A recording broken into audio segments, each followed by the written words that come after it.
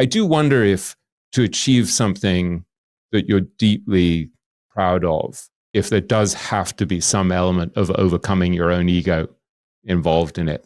Like it's not going to come easy to do something that you're really enduringly proud of. That's not going to be just handed to you.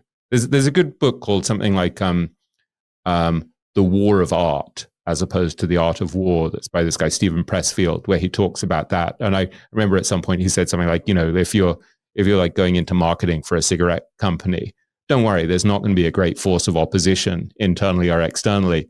But if you're trying to do something, create something really beautiful, there's going to be a real force of opposition internally and externally that you have to overcome. So I didn't want to give the sense that I still had exactly the same pained attitude to writing, but I'm still somewhat recovering from writing Richer, Wiser, Happier. I'm not ready to climb the mountain again.